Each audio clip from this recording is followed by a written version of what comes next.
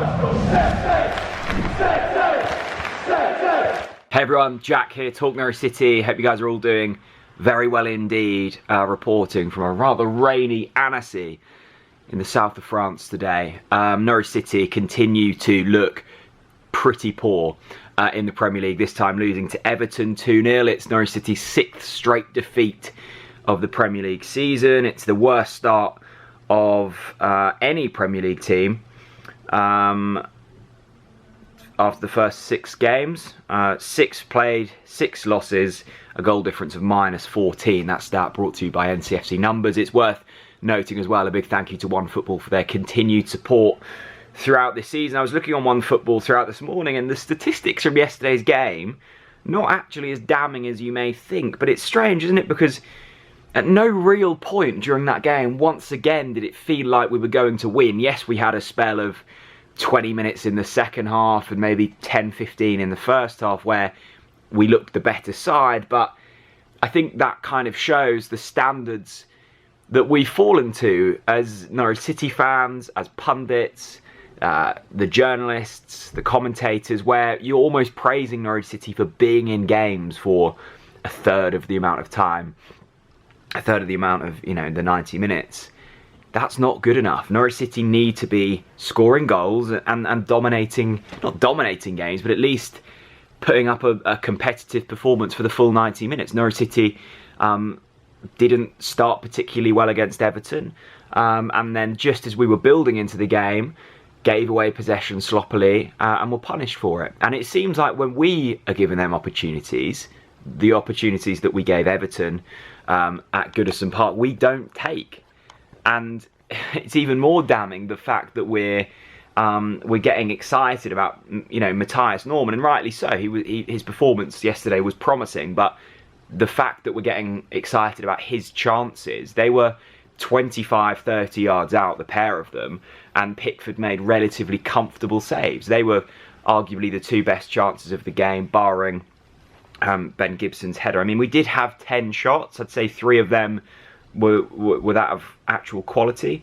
We actually had more possession than Everton, 53% of the possession. But once again, despite the possession numbers, the shot numbers, we're not scoring goals. And unfortunately, Daniel Farke's inability to change in-game situations is once again apparent. I think all Norwich fans watching that game yesterday, certainly the first 25 minutes of that second half, would have probably said there's something here for Norwich City. And Everton were fearful as well. They've got plenty of players out injured. That team that they fielded was far from their strongest, and I think they expected, having seen Everton's history against poorer sides in recent seasons, were expecting something probably a bit better from Norwich City. I think there was an opportunity there once again, and unfortunately for Norwich, we once again continue to pile pressure upon ourselves.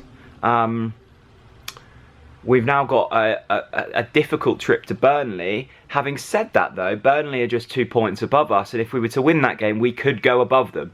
But we shouldn't be leaving ourselves in these situations where we're giving ourselves must-win games every week. That's not good for anyone. That pressure isn't good for anyone. But whatever Daniel Farke says about this game against Burnley, like the game against Watford, this really is must-win. We cannot afford to go 7 games in the Premier League without a win, and especially not against the side once again in and around us, because then it gets difficult once again. A trip to Burnley isn't going to be easy, but we need to get something from it. We need to find a way, and unfortunately I think Farke's stubbornness to just try and do things his way is respectable, and I love it, and I love what we're trying to do. But on the budget that we've got, and I know I keep banging on about budget, it's not sustainable. You're not going to dominate games. You're not going to pass teams to death like you can get away with in the Championship. This is the Premier League. Everton yesterday were so clinical. That the second goal and the first goal from Townsend, sniffs of chances that I don't think we score if we get them. And I think that's the difference. A bit of naivety on our part, maybe a lack of quality on our part. And unfortunately, we're made to pay the price week in, week out. And now we're 6 games into a season with no wins. And yes, the start was difficult, but we're really struggling now. And look, I think Falca's now won 5 of his 47 Premier League games that he's managed. That's not good enough, whatever you say. And I really want this to work for Daniel Farke. I desperately do. But if we're going off data, that is a big enough sample size. That's over a season's worth of football. And he's won 5 games. You just can't argue with that. And unfortunately, the evidence that we're provided on a weekly basis, it doesn't seem like anything's changing either. The style isn't changing. I guess the only real caveat to that is the fact it doesn't quite feel like Farke knows what his best team is yet. The formation is changing. I'd like to see a solidified 11 with a solidified formation, and I think we will get to that point. But at the moment, it all looks quite bleak for Norwich City, unfortunately, and I'm not quite sure where we go. There were kind of bright performances. I thought the wing-backs got forward slightly better.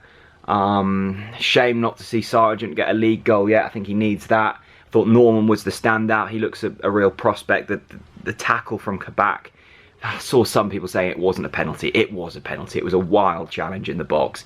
And I know that the ball had already got away from him, but you know, he's halfway up the opponent's leg, and that's simply not good enough. So work to be done for Norwich City, and yeah, desperately needs things to change. Thanks very much for watching.